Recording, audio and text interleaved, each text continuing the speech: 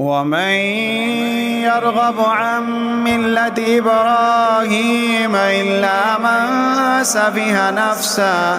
ولقد اصطفيناه في الدنيا وإنه في الآخرة لمن الصالحين إذ قال له ربه أسلم قال أسلمت لرب العالمين ووصى بها إبراهيم بنيه ويعقوب يا بني إن الله اصطفى لكم الدين فلا تموتن إلا وأنتم مسلمون أم كنتم شهداء إذ حضر يعقوب الموت إذ قال لبنيه ما تعبدون من بعدي قالوا نعبد إلهك وإله آبائك إبراهيم وإسماعيل وإسحاق إلها واحدا ونحن له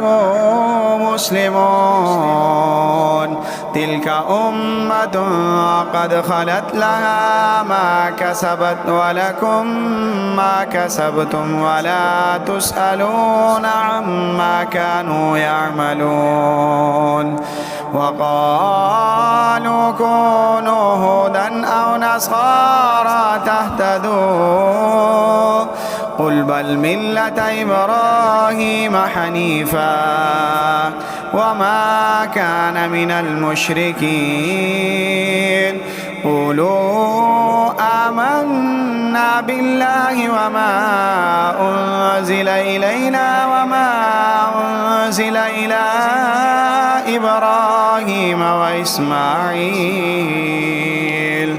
إبراهيم وإسماعيل وإسحاق ويعقوب والأسباط وما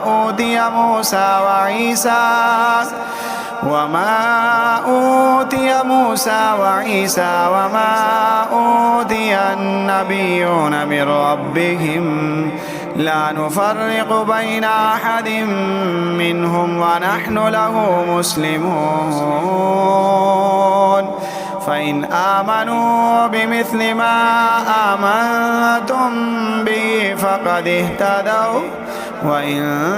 تولوا فإنما هم في شقاق فسيكفيكهم الله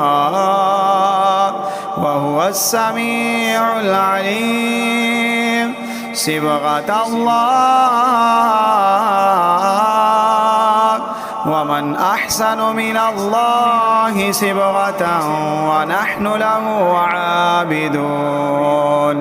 قل أتحاجوننا في الله وهو ربنا وربكم ولنا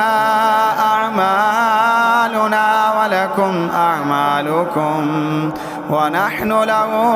مخلصون أم تقولون إن إبراهيم وإسماعيل وإسحاق ويعقوب والأسباط كانوا هودا أو نصارى قل أأنتم أعلم أم الله ومن أظلم ممن كتم شهادة عنده من الله وما الله بغافل عما تعملون تلك أمة قد خلت لها ما كسبت ولكم ما كسبتم ولا تسألون عما كانوا يعملون.